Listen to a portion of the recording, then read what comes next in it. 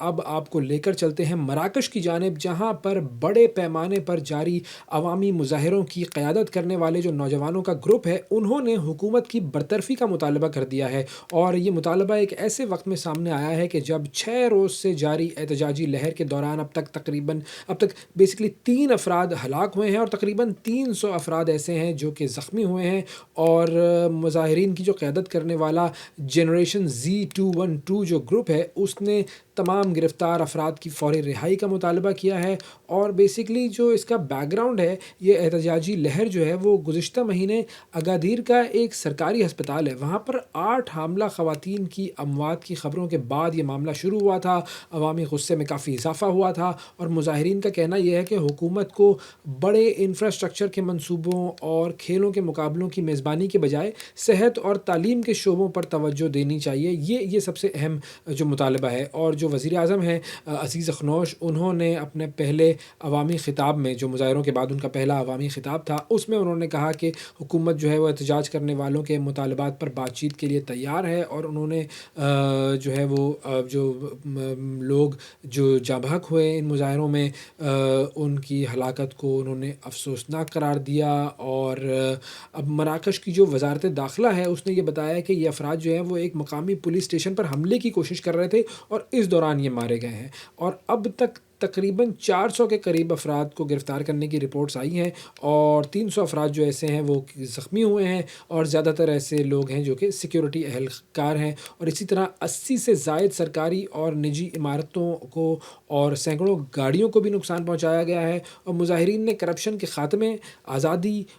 وقار اور سماجی انصاف کے نعرے بلند کیے ہیں۔ اور یہ جو گروپ ہے جنریشن Z212، اس نے بیسکلی اپنے بیانات میں کہا ہے کہ وہ اپنے ملک سے محبت کرتے ہیں، بادشاہ جو ہیں محمد ششم ان سے محبت کرتے ہیں، لیکن بعض جو سیاسی جماعتیں ہیں ان کی یہ مکمل مخالفت کرتے ہیں۔ اب بالکل اسی طرح کی صورتحال جو ہے وہ فرانس میں بھی ہے، اور فرانس کی طرف ہم آپ کو لے کر چلتے ہیں۔ فرانس کا دارالحکومت ہے پیرس، اور پیرس سمیت ملک کے بڑے شہروں میں حکومت مخالف بڑے پیمانے پر مظاہرے جاری ہیں۔ ہزاروں شہری جو ہیں وہ پلے کارڈز اور بینرز اٹھائے ہوئے سڑکوں پر نکل آئے ہیں، اور یہ بیسکلی مظاہرے جو ہیں وہ ایک ملک گیر ہڑتال کا حصہ ہیں، جس کے باعث عام زندگی اور ٹرانسپورٹ کا جو نظام ہے بری طرح وہ متاثر ہوا ہے۔ اور ملک کے کافی حصوں میں یہ مظاہرے ہو رہے ہیں، اور جو منتظمین ہیں وہ یہ کہہ رہے ہیں کہ تقریباً جو مظاہروں میں شرکت کرنے والے لوگوں کی تعداد ہے وہ ہے 6 لاکھ سے زائد۔ اور بیسکلی یہ جو احتجاج ہے یہ پینشن اصلاحات کے خلاف اور حکومت کے 2026 کے بجٹ مسودے پر نظر ثانی کے مطالبے کے ساتھ منسلک ہے۔ اور مظاہرین کا کہنا یہ ہے کہ حکومت کی جو اصلاحاتی پالیسیاں ہیں وہ عوام دشمن ہیں، اور ان سے محنت کش طبقے پر مزید بوجھ ڈالنے کی کوشش کی جا رہی ہے۔ اور پیرس میں اس کا جو مرکزی احتجاج ہوا ہے، اس دوران کافی بڑی تعداد میں لوگ سڑکوں پر نکلے تھے، میٹرو سروس بند ہو گئی تھی، بس سروس وہاں کی بند ہو گئی تھی، کئی روٹس کو عارضی طور پر مکمل طور پر بند کیا انہوں نے۔ اور جو یونینز ہیں انہوں نے خبردار کیا ہے کہ اگر حکومت نے عوامی مطالبات پر غور نہ کیا تو پھر احتجاج کا جو دائرہ ہے وہ مزید وسیع کیا جائے گا۔ اور مظاہرین جو ہیں وہ حکومت سے مطالبہ یہ کر رہے ہیں کہ فوری طور پر پینشن کی جو اصلاحات ہیں ان کو واپس لیا جائے، اور بجٹ میں عوامی سہولتوں کے لیے زیادہ فنڈز مختص کیے جائیں۔ یہ ان کے جو مطالبات ہیں یہ سامنے آئے ہیں۔ آگے بڑھتے ہیں جی، اور اب بات کرتے ہیں امریکی سینٹ میں جو حکومتی شٹ ڈاؤن کو ختم کرنے کی کوشش تھی وہ ایک بار پھر ناکام ہو گئی ہے۔ ہم نے آپ کو بتایا تھا کہ امریکہ میں اس وقت جو حکومتی نظام ہے وہ شٹ ڈاؤن کا شکار ہے، اور اب ریپبلکن پارٹی کا جو فنڈنگ بل ہے وہ محض 44 ووٹ حاصل کر سکا، اور اس کی مخالفت میں 54 ووٹ پڑے۔ اور اسی طرح جو ڈیموکریٹ پارٹی کا جو قلیل المدتی فنڈنگ بل تھا وہ بھی ناکام ہو گیا۔ امریکی جو میڈیا ہے اس کے مطابق اب حکومتی جو شٹ ڈاؤن ہے وہ اگلے ہفتے تک طول پکڑ گیا ہے، اور اس کے نتیجے میں ہزاروں سرکاری ملازمین کی برطرفیاں آج سے شروع ہونے کا امکان ہے۔ اور وائٹ ہاؤس نے مختلف ایجنسیوں میں کٹوتیوں کے لیے ایک فہرست بھی بنا لی ہے۔ ٹرمپ انتظامیہ جو ہے اس نے ڈیموکریٹک جو ریاستیں ہیں اور جو شہر ہیں ان کے فنڈز روکنے کی مہم تیز کر دی ہے، اور تازہ اقدام کے طور پر شکاگو کی جو ٹرانزٹ اسکیم ہے اس کے لیے مختص تھے $2.1 ارب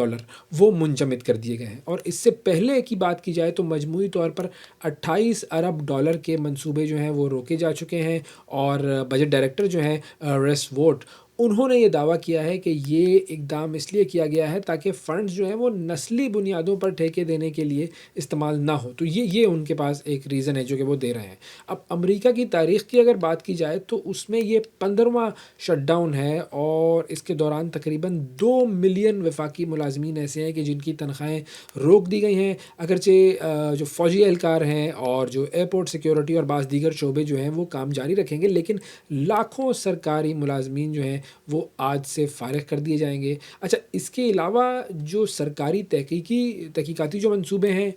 مالیاتی نگرانی اور کافی ساری سروسز جو ہیں وہ معطل ہو چکی ہیں، اور اگر ہم کچھ مزید نمبرز کی بات کریں تو امریکی حکومت کا تقریباً 1.7 کھرب ڈالر کا جو بجٹ ہے وہ منجمد ہے، اور یہ کل وفاقی اخراجات کا 1/4 ہے۔ اور اس کے علاوہ طویل شٹ ڈاؤن کی صورت میں جو فضائی سفر متاثر ہونے کا خدشہ ہے، فوڈ ایڈ معطل ہونے کا خدشہ ہے، اور عدالتوں کی بندش کے بھی خدشات جو ہے وہ بڑھ گئے ہیں، اور اگر یہ بحران جلد حل نہ ہوا تو پھر اکتوبر کے وسط میں وفاقی ملازمین جو ہیں وہ بھی اپنی پہلی تنخواہ سے محروم ہو جائیں گے۔ تو یہ اس وقت جو سچویشن ہے یہ ہے امریکہ کی۔ امریکہ سے آپ کو ہم لے کر چلتے ہیں انگلینڈ کی طرف، جہاں پر چرچ آف انگلینڈ نے سارہ ملالی کو نیا آرچ بشپ آف کینٹربری نامزد کر دیا ہے، اور وہ اس عہدے پر فائز ہونے والی پہلی خاتون ہوں گی، اور دنیا بھر کے 8.50 کروڑ جو اینجلیکن مسیحی ہیں ان کی روحانی سربراہ بنے گی، اور سارہ مالی جو ہیں وہ سابق آرچ بشپ جسٹن ویلبائے ان کی جگہ لیں گی، اور جسٹن نے بچوں کے ساتھ زیادتی کے اسکینڈل کی پردہ پوشی کے الزام کے بعد پھر انہوں نے گزشتہ برس استعفیٰ دیا تھا۔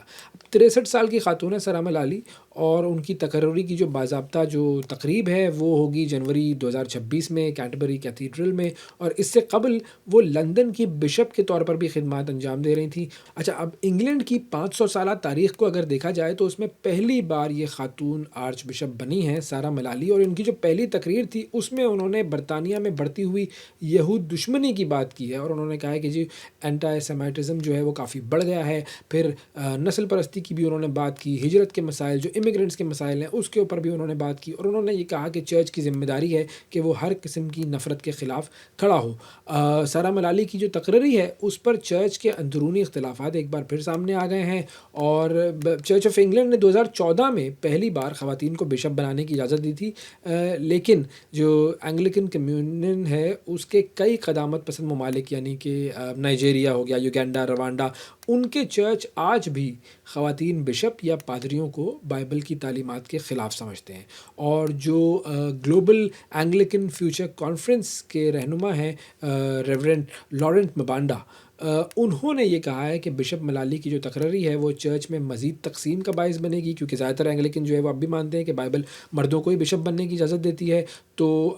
چرچ کا جو ایونجلیکل جو دھڑا ہے اس نے بھی اس فیصلے پر تنقید کرتے ہوئے کہا ہے کہ چرچ جو ہے وہ اپنے تعلیمات سے اور اپنے صحیفوں سے دور ہو رہا ہے، اور اس کے برعکس اگر ویٹیکن کی بات کی جائے یا برطانوی بادشاہ چارلز سوم کی بات کی جائے تو انہوں نے سارہ ملالی کو مبارکباد دی ہے۔ تو یہ ہے جی صورتحال اس وقت چرچ کی۔